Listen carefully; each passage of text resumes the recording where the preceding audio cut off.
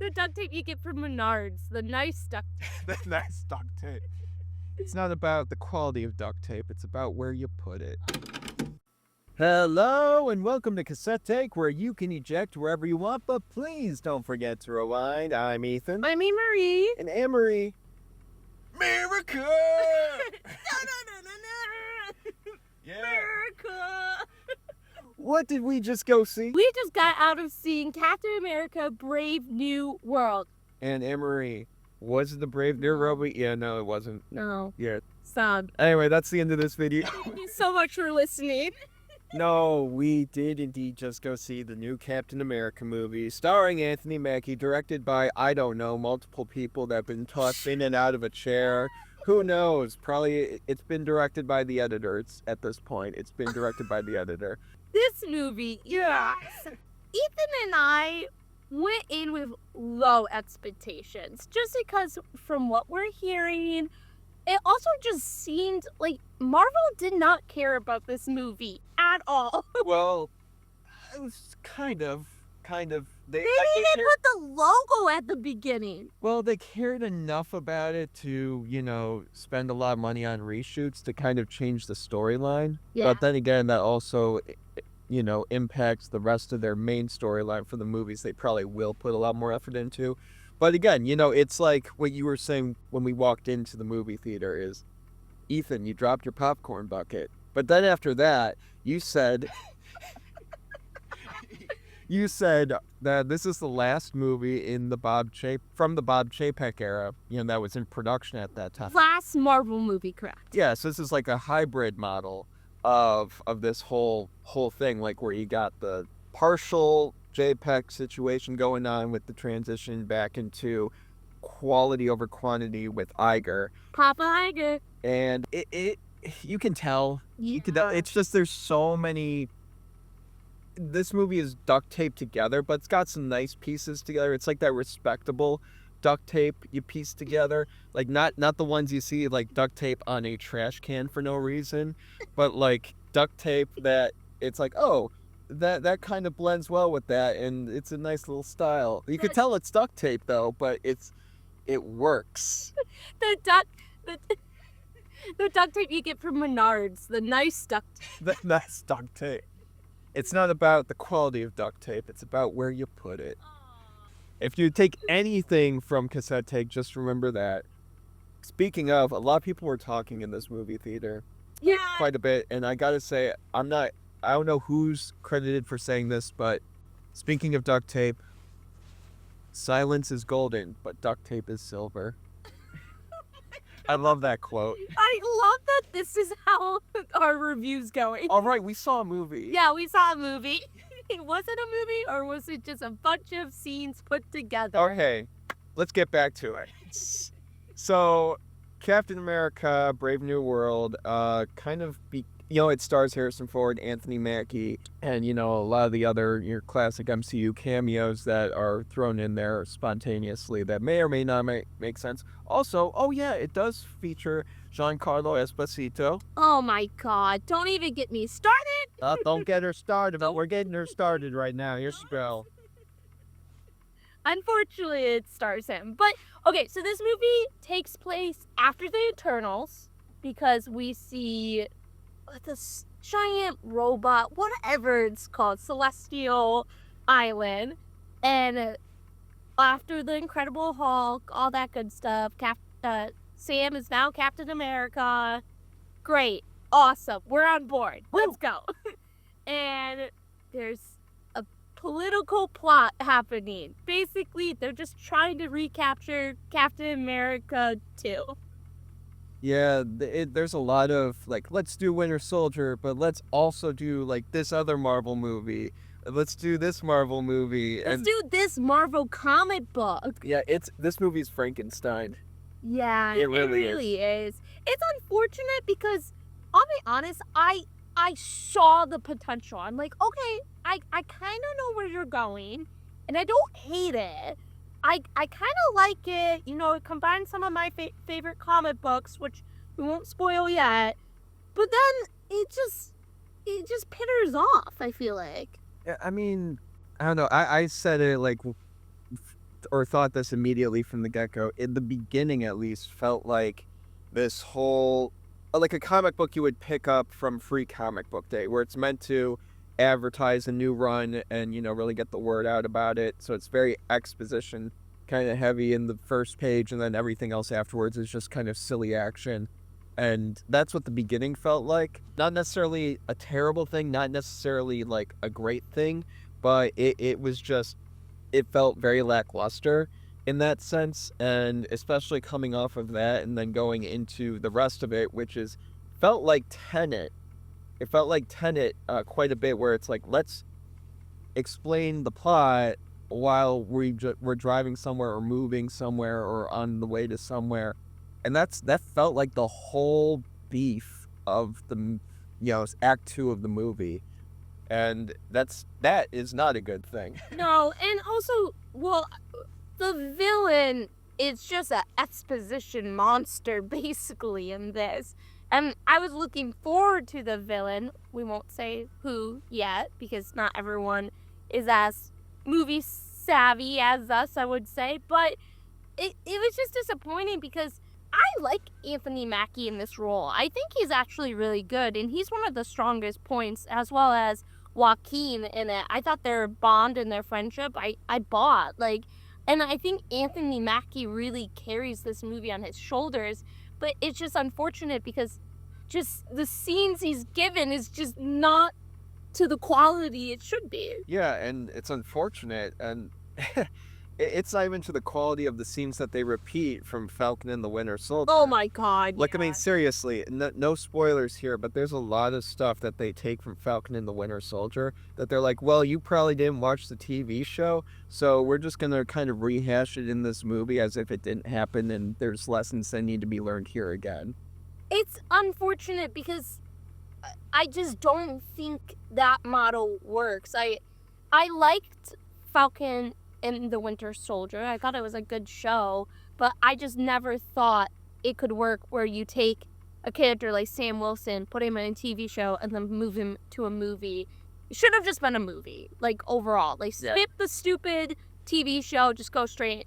But again, Bob Chapek era, so. Yeah, quantity over quality there. Yeah. But, and this movie had quite a stacked cast, but they really underutilized them. And going back to Giancarlo Esposito, just to make it clear, we love him. He's a great actor, one of the best. Amazing. And we're not upset because he was, in it necessarily. We're upset because he was really given nothing to do except just exist. Like, oh, I'm Giancarlo Esposito, and I'm the leader of this gang that only is there for like half a second. Well, it just sucks too because he's such an incredible actor and he could be utilized somewhere else in the MCU. Professor X, Magneto. There's so many options there, but this is his role. This is what we got. Yeah, it's unfortunate, but oh my gosh, and that. There's so many things about this movie. The more that I'm thinking about it now, it's just like, wow, that was unfortunate. Yeah, I feel like that's my big message. This movie, it's unfortunate, especially because, again, I will always be a Marvel girl. I will always have hope in Marvel. I really hope they can come back. But after waiting, 6 months, because Deadpool came out in June last year, this was not a great start for them. Yeah, I'm a little surprised, but not too surprised, because again, it was just kind of like one of those situations where, oh, it's all these reshoots, multiple directors, like, we don't know who's in control of this movie, like, is it gonna turn? But it came out after Deadpool and Wolverine, and Deadpool and Wolverine was, pretty good. Pretty solid. Yeah, pretty good. And, a big step up from what we've seen previously.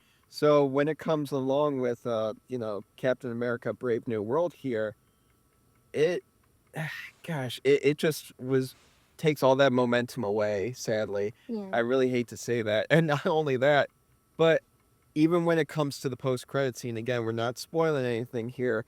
And honestly, the post-credit scene doesn't really spoil anything either.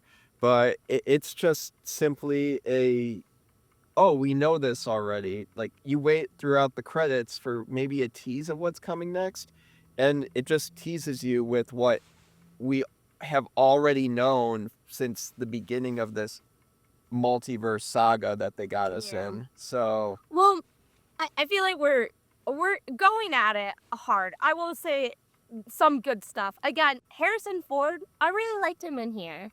I feel like they utilized him well, and I enjoyed his character as Thunderbolt Ross and thought it was interesting. I also think, again, I see where they're going with the politicalness of it and just the idea, but it's just not flushed out super well. But and Anthony Mackie's, it's just, so much potential. I mean, again, they try to take political intrigue from, here, tried to take this aspect, but Frankenstein of a movie. Like Frankenstein, but with duct tape. Oh no, we're not sponsored by duct tape, by the way. Like how it's just like not a specific brand, it's just duct tape. Yes, As a whole, the duct tape lobbyists. There's your political intrigue story. Are there different brands of duct tape? Probably, right? Okay, we are way off. But yeah, you're right to say like there is still like good in this movie, like Harrison Ford's performance. But I think one of the best parts of this movie is the ending, like the whole final sequence. Like, because when I went into this movie, I at minimum wanted just stupid fun comic book action. You get hints of it here in the beginning, but the editing is a little weird around it, and it's just you couldn't really thoroughly enjoy it. So, and then like I said, the whole second act of the movie is really just talking and plot explaining and exposition dumping and all that fun. So nothing much going on there. And then in the third act, that's where it's like, oh wow, like this is, if I just started the movie here, I would have had a fun time. Like make it like a Disney Plus special at that point. That's where the budget went, towards the ending. Yeah, honestly, I wouldn't be too surprised, but it was fun. That whole sequence was really fun. Kind of gave me Captain Marvel vibes in that sense, where, I mean, most of the movie was solid, but the ending was so much fun. Yeah, I enjoyed it. As a comic book fan, I was geeking out at what happened, so. Yeah, but before we get into what happens, Annmarie, at the end of the day, what out of, let's say, okay, out of 10 rolls of duct tape. What a way You say out of that? circle. Look at that, it's so cute. I love duct tape.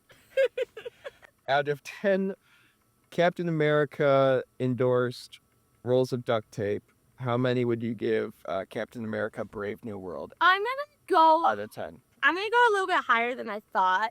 I'm gonna go 6.5. Again, I don't think it's the worst MCU film. I think it's a disappointment of how they were gonna start off this new phase or just part of the Marvel universe. I see the potential. I see it. And that last fight really boosted it up for me. I will say that. I was geeking out a lot. So I think 6.5 is fair. Again, just wasted potential. Yeah, I wouldn't give it the half. I just give it a 6. Okay. Borderline a 5, to be honest with you. It felt like, what we already mentioned before, but if I were to give one more movie reference to demonstrate my thoughts towards this movie, probably the same vibe I got from Aquaman 2. Just like where you could tell there's hints of something good and great that wants to come out through James Wan's direction, but it's just surrounded by a Frankenstein of a movie that had to change because of like everything going on in the context of the studio at that moment.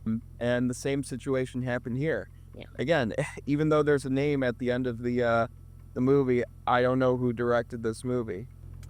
Yeah. So, but yeah, definitely would give it I'm leaning more towards a 6 out of 10. Okay.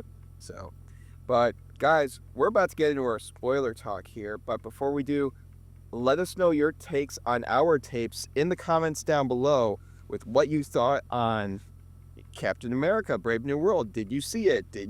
What do you guys think of it? Do you think it has intense implications for the greater scope of the MCU? Do you think it's just a blip and, should be forgotten about the next day? Whatever you're thinking, cover your mouth in duct tape. Don't let us know. No. No, let us know your takes on our tapes in those comments down below. And with that, Annmarie, what are we fast forwarding on to next? The spoiler. Our spoilers. Oh my God, Red Hulk was so cool. Obviously, we all know Red Hulk's in it, guys. It was so cool. Yes. So before we let it burst out of Annmarie's mouth, just remember, you guys, if you just don't want spoilers, get out of here. Get out of here. Cover your ears, and then go see the movie. Come back. If you're sadistic and weird and haven't seen the movie, again, gonna call you out till the day I die. And you want to hear spoilers, you're a weirdo. Get out of your parents' basement. Anyway. Red Hulk! Moving on to Red Hulk and spoiler talk. Oh my gosh, it was so cool. Harrison Ford, I'm so glad he got cast as Thunderbolt Ross. He really does play him so well. And I like what they did with him becoming the president. It is very comic booky in that way, but oh my goodness, it was so cool. Yeah, it was a little too smooth to me, like for certain moments where it's just like it was getting all intense and grotesque with like the body horror a little bit. And then all of a sudden he's just like, he smoothly came up like he was doing a Super Bowl halftime show performance and rising above the podium. And I'm like, dang, man, he just needs a glittered glove and he'll be good. Hey, Sam, I heard you wanted to come fight me. That was a bad Kendrick Lamar reference. I can't do that. But anyway. It was so cool, though. Oh, my goodness. And I think it just sucks because he's beaten so quickly, and then he's put in the raft right away. And I'm like, oh, my God. Is this the only time we're going to see Red Hulk? Like, that sucks if that was a one and done, which I'm hoping it's not, but, yeah. I mean, I thought they were going to probably kill him off. You thought they were going to kill him? Yeah, because you're having an elderly man play him, for one. Harrison Ford is young. I'm kidding. Let's have a chat here, Amber. Sit down. I need to tell you something. Harrison Ford survived 3 plane crashes. He can survive anything. That is true. But can his character survive? Well, now they can. Oh. But, I thought they were going to kill, they would go about the way of doing it where, we brought down, the Hulk this way, and this is how they traditionally do it. But then it's like, uh-oh, you can't do that. and then they have to take him down the alternative way. But then it kind of harkens back to what apparently its true message was of the movie, where... Family. No. Nationally domestic family. Yeah, no, the movie's message here is the whole political conflict of, oh, if you're my enemy, I should only look at you as my enemy and not look at you for what's good about you that we can use to expand on to make us friends, even though we don't agree on anything, which is a good message and all that. But they do not do a really good job of telling that message until the very end, where it's like, oh, that was the message the whole time. Okay. All right. Yeah, it's just surrounded by all this, kerfuffle of a story, and It's sad because I could see where they were trying to go, and even the main bad guy is the leader. Oh, who's the leader? Oh, remember the Incredible Hulk? Yeah, that guy's the main bad guy. Which I understand where they were going with him, but they just don't accomplish much with him. He teleports. Dude straight up, he's in prison, and then he's not. Okay, he's all over the place. I get you want to do that thing where it's like, oh, he's hiding in the shadows, and he's super cool. He's a villain. You don't know him and all that, and it's just neat. But then it just gets to logistical issues of how did he get to that island in such short time compared to where he was before? The sense of time the passage of time throughout this movie is very interesting. Yeah, the editing for it didn't help at all. So. Yeah, Annmarie, as an editor, like, what would you say was like the whole thing about this movie with its editing? Like, was it terrible? Was it bad? Was it just like, oh my gosh, I can't, like, why would you do that? I think it moves too quickly at certain parts and then hangs on stuff way too long. So there's one scene that stands out. They're trying to go get Captain America, or Sam is taking out the Captain America shield, and they just slowly zoom into the trunk, which I was like, oh, okay, like, you can move a little bit faster. But then at the beginning, there's a lot of fight sequences, like a lot. And that church fight sequence at the beginning, it's just, it's too quick. So, I don't know. I feel like they needed to slow down with certain stuff. And so that's what I would have done. It's just, it's so fast at the beginning. You're like locked in, basically. Free comic book day comic, you know? Yes. It just gets through it real quick because they want to save as much paper as they can on comics they're giving you for free. Yeah, oh my god. And then there's like a lot of people in here. There's Cora Esposito. He's worthless, you guys. Again, Marvel. Again, not the actor. Not the actor. Just in the context of this movie, he is worthless. He's worthless. Thank you. We love him. Don't clip that. Yes, I love him. He's such a waste, though. Like, Marvel, why didn't you cast him as Professor X or Magneto? Was it him? Did he not want it? Or something else. Or something else where it's given more gravitas. He's barely in it. Yeah, because the man is a presence, and it's like, why? Why would you just throw him in there like that? Yeah, and oh my god, and then they have this secret agent who worked at the widow room, and she's there, and like, why is she there? Like, you could have, I feel like they could cut so much to build more tension with Ross or the leader or anything like that, because that's interesting. It ends up revealing that the leader has been helping Ross, but Ross has been like, you're not getting out of jail anytime soon, and then the leader is giving him pills to become Red Hulk. Yeah, you know, it felt like this movie was a sequence of undeveloped bullet points. Yes. And vague statements, and then it's like the last 3 bullet points of that long list were well thought out sentences. Everything else in the middle were like paragraphs that said nothing, essentially. It sounds like the Chapek era for sure. Yeah, like you were saying, there's gleams of hope in there, you know, that want to pop out and just can't, you know, for the Iger parts that want to pull it. Yeah. You know, so it's unfortunate because I do think this movie does have a lot of implications for the future, specifically Thunderbolts. Yes, Bucky Barnes is in this movie, harkening back to when we were talking about this whole they already did Falcon and Winter Soldier, and they kind of did basically the scene again where they're talking about, did he need the serum, did he deserve the shield, and all that. They had this whole conversation again that we already saw in Falcon and the Winter Soldier. But we do get some new information from this conversation of sorts a little bit afterwards. And we find out that Bucky is running for Congress.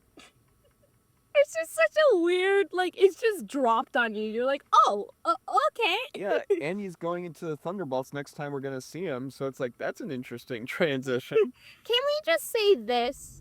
That the Thunderbolts are going to be named the Thunderbolts after President Ross, and that's why they have to change their name, and that's why there's an asterisk to the title.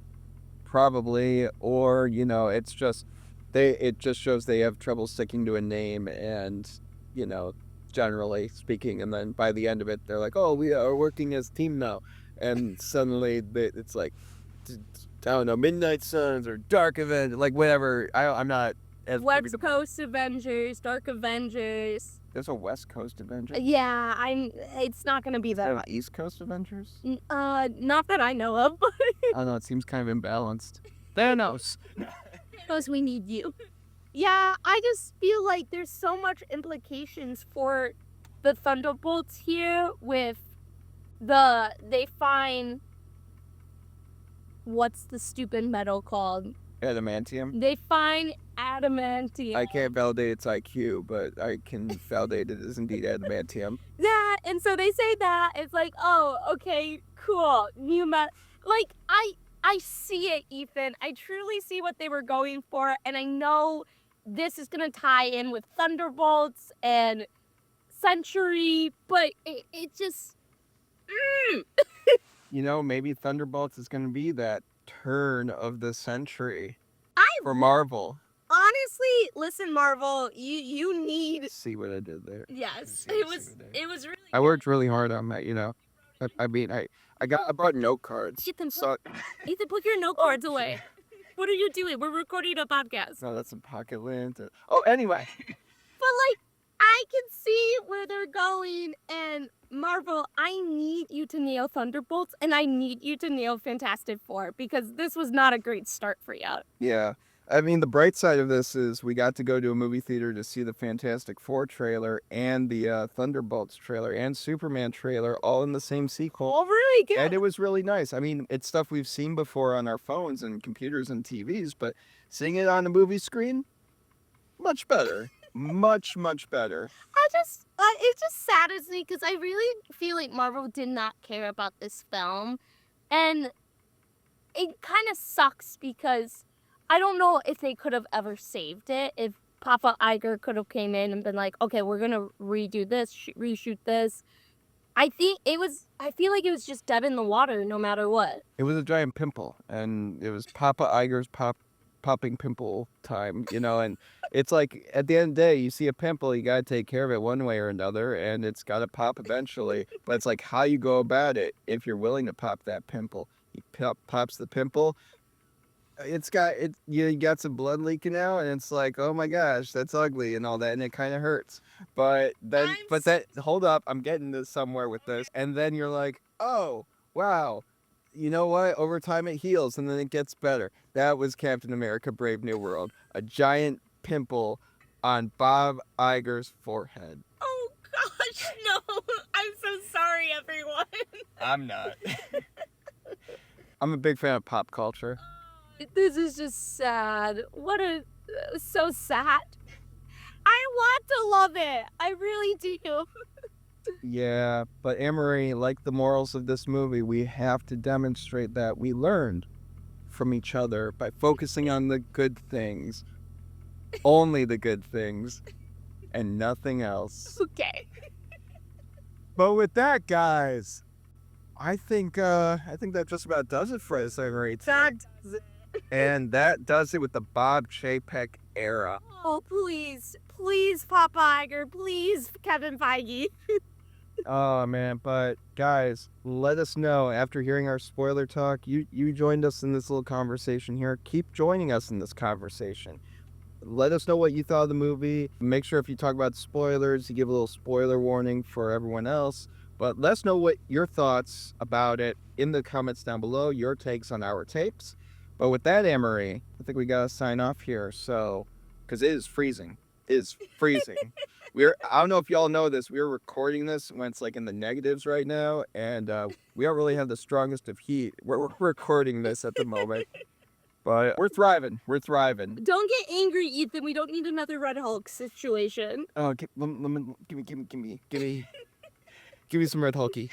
Okay, but anyway, guys, we thank you for joining us on this episode of Cassette Take. Whether you have or haven't ejected thus far into the podcast, regardless, please do not forget to rewind. It's so annoying when you don't. No, we love y'all. But yeah, thank you for joining us here, and we hope we catch you next time on good old-fashioned Cassette Take. Marvel, please do better. Please. Please. Be better.